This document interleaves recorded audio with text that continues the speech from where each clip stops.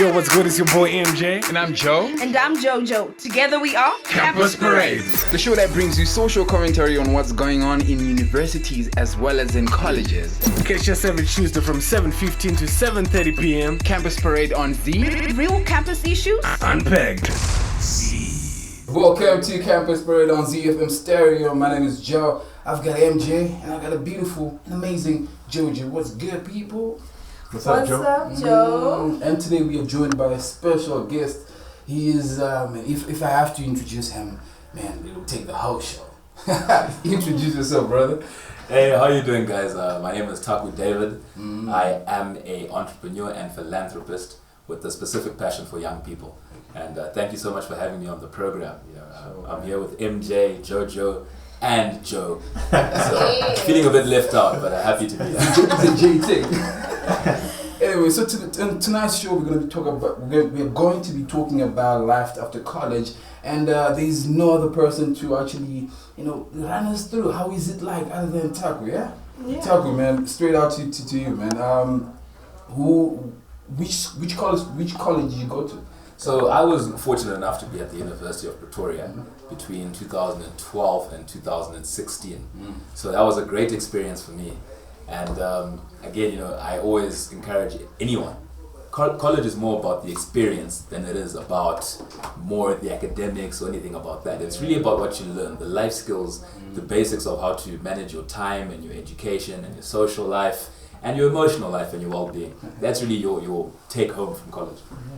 Okay, I think my question, since you said you were learning in Pretoria, my question now is how is it like life after college, especially coming back home? I believe you're Zimbabwean. Yes, indeed. Yes. So coming back home now, after 4 years being in South Africa. So, it was completely different from what I expected it to be.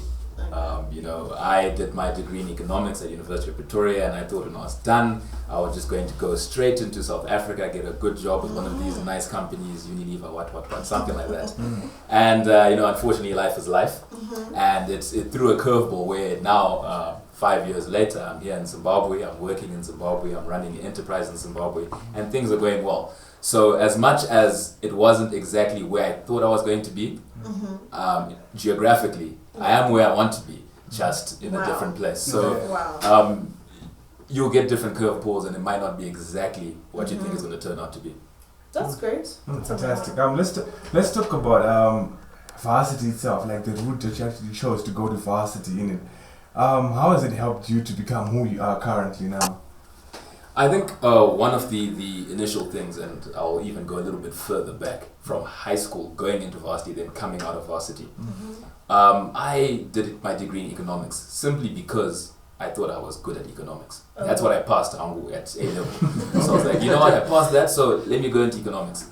Then I got into university. I did quite okay in my economics, and I spent a lot of time during my university process, taking a lot of time to do extracurriculars. So as much as I was academic, I was strongly involved in extracurricular activities, primarily in Actus.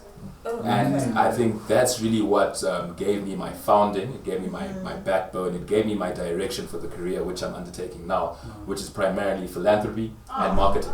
Right. So my first dip into marketing was at Enactus. Having studied an economics degree, Enactus is actually what led me into marketing. So what I quickly came to realize, and now you'll understand the story of the background of why we went back to high school, was I just chose economics because that's what I was good at in paper. But that wasn't necessarily my passion, that wasn't necessarily what I was going to find myself doing. It wasn't necessarily what drove me out of bed, in the morning. So ideally, I think university allows you to have the experiences, to have those life experiences that will shape you, and you can actually see who you are, what you like, what you're passionate about, and where you're eventually going to go. So that's really, I think, one of the main take-homes you'll find in university. I went to school with many people who started doing one degree, changed their degree in the middle, and have now become very successful in that second degree that they took up. So it really is an experience of finding yourself, so to speak. Amazing. So let's talk about you walking into UP as 1-1. Obviously, you had something that you're actually expecting, right? Versus what you got. Let's talk about that. What lesson did you learn from that? Like the expectations versus like the actual thing on the ground. The funny thing was that you just left high school where you were a big dog. You were now the upper sixes. You were the cool kids. What. and you get back into first year, and again, you know nothing. You're still at the bottom of the food chain, and you have to learn that in life, no matter what level of success or what level of believing that you've reached the echelon of where you're supposed to be, gonana gonawake. So wherever you go, you're going to have to learn kujinini pisa. Wherever you get into a new situation, learn to look at the environment around you, learn to see who are the people here, what opportunities can you take, and ultimately just learn that you're never young enough to think that you know everything. Only a young man thinks he knows everything. So you have to quickly just become okay with being new to an environment. Ask questions, I was in a foreign country where I didn't know anything. And you'd have to go and be like, where's the taxi to Minden? And you're speaking a foreign language. Just, you have to be open with asking and just agree with Andisi in that moment. Yeah.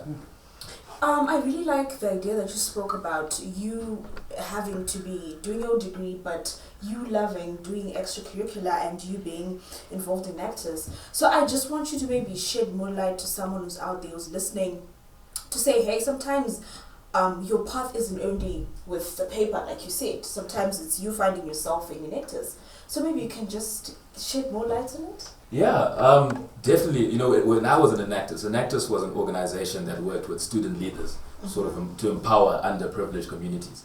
And what that allowed us is that it allowed us to practically explore what we could do. So if you were someone who thought you liked art or you liked graphic design or computers, you got to practically play around with that and see, what you could become, what you could do with your skills. I actually, I was in the speaking team, so we used to have a national competition that we were on, and I was one of the speakers in that team.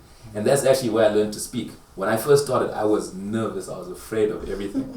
I remember being at a national competition, and I was on the question and answer team, and I prepared for 3 months, just preparing to be on that team.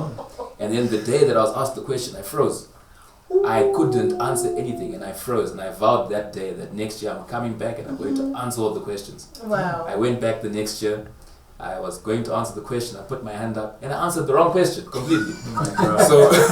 So you get to explore and experience different facets of your life, of your character, of your abilities that you may not experience in the classroom, and you get to experience them in a practical way. Definitely. This can either be through an organization like Enactus. Maybe you're a music person. Maybe you like music. Maybe you're going to join a Bible study or a group of people who learn Bible study. It's finding young, like-minded ideas and people who support you in your ventures. We would leave campus at 2-3 a.m. having had a great time, but having worked on an amazing project. Where others were just either just doing straight academics or some were partying or something. But we found something we're passionate about that we enjoyed. That's amazing. Okay. Now let's take it back to society. Where you came from, probably where you are right now.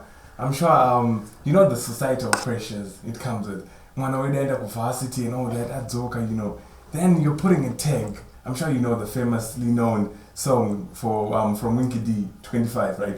Kadeni Kajagwa nigga nice by 25 years, that like Forbes and the third type of thing, the list is endless. But yeah, let's talk about that, like the pressure from society. How has it been, and how have you managed to control it and tone it down?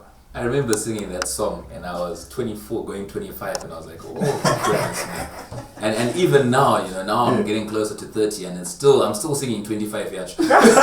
So, what I've come to see is that you can only connect the dots looking backwards. And, you can't let it's something from a book I've been reading, you can't let the expectations of the future stop you from living in the now and doing what you can do right now.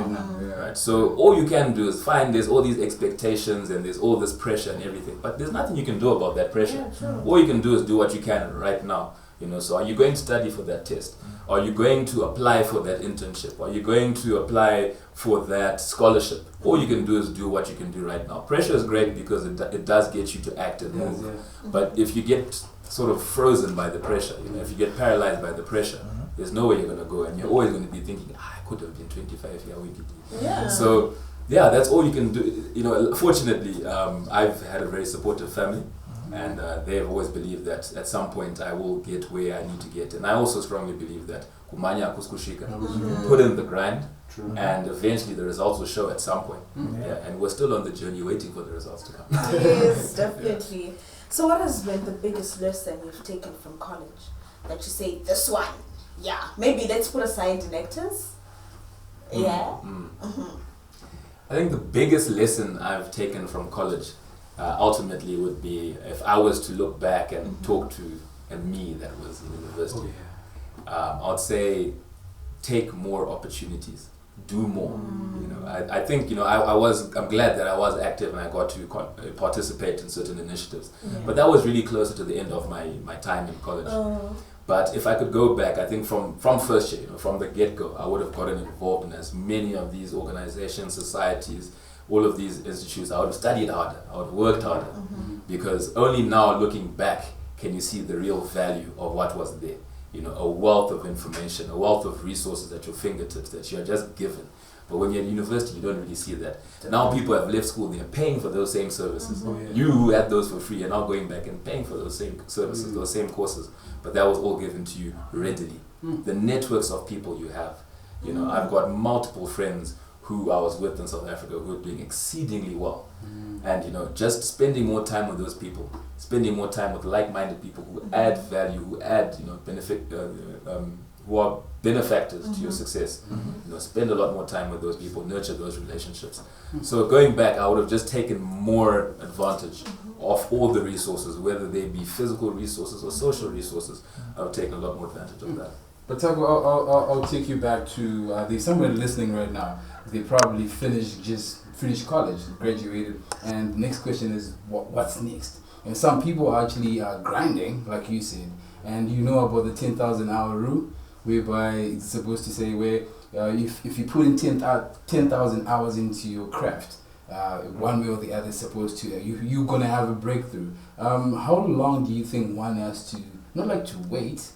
But how long does one has to just keep on grinding on the same stuff, no matter if the results are coming or not? There's no set amount of time. If you look at it, you'll find that someone reaches their peak at 25. Someone might reach that opportunity at 30, another at 40. There's people who made their first million at 40 and quickly went on to become billionaires 10 years later. And someone who made their first million at 26 and is still at 3 million. So the race is different to everyone. The race comes neither to the swift or something along those lines. So it's a different journey for everyone in that aspect. So what I would say is just knuckle down, wait your turn, and you can only connect the dots looking backwards, and ultimately just be consistent. There's no point in spending 3 years of your life building this initiative or building this business in one specific sector, and then you say, no, that's not working, and you move to a completely new industry. No. Those 3 years were not wasted. Build on those 3 years. Maybe stay in this, find something that you can take from those 3 years and add them onto the other 3 years that you're going to be committing to whatever you're doing. So don't be a rolling stone gathers no moss. Don't just be moving up and down and being a jack of all trades. Start to become good at something. I was fortunate to be able to find my passion in marketing. And although I'm in different industries, different sectors, different spaces, what I always move with is that I am a marketer. So regardless of what you're doing, where you're going, build on to whatever you've done in the past.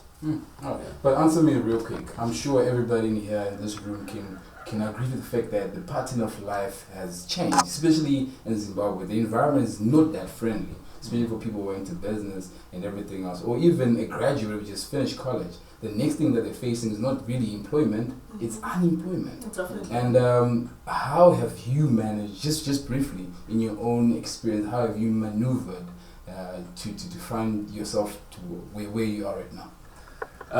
No one is going to give you opportunities. I had to learn that the hard way. You can apply. I still continue applying. You can apply for jobs, internships, everything. I've been turned down. The number of rejection letters in my email. There's days where I sit down and I count and I say, because that happens, and it's heartbreaking. But ultimately, I think what became liberating for me is when I realized that you have to make your own opportunities. Right? So even people waiting for employment, maybe you just need to go and make your own job. Right? Create your own job, create your own environment. You with your friends, create your own ecosystem. So ultimately you just have to take yourself seriously, have a little bit of courage, and continue to look for those opportunities. But you shouldn't wait for another man to give you an opportunity. You can go and make it yourself. So yeah, go and make your own space, and the world is your oyster now. You know, fine. If things are tough in Zimbabwe, well, Zimbabwe is no longer the only marketplace, right? Yeah. You've got things like the internet, you've got technology now. You can sell to people all over the world. You know, whatever your value is, whatever you're doing, whatever your services are, you can sell that all over the world as well. There's people who find value in what you're offering. All right. And in the as well. Unfortunately, we just come to the end of our show. Taku, thank you so much for coming here and gracing us with the wisdom that you have, man. No, a pleasure to be here with the Jays. You just been listening to Campus Spread on ZFM Stereo. Let's do this next week, same time, same place. My name is Joe, but you can call me Joseph, me and my co-host, and of course, Taku. Yeah. Good night. Hey guys, it's Joey here from Campus Parade. So please don't forget to like and subscribe to this channel for more videos. Then you get a notification for this, hey? Don't tell me I didn't tell you.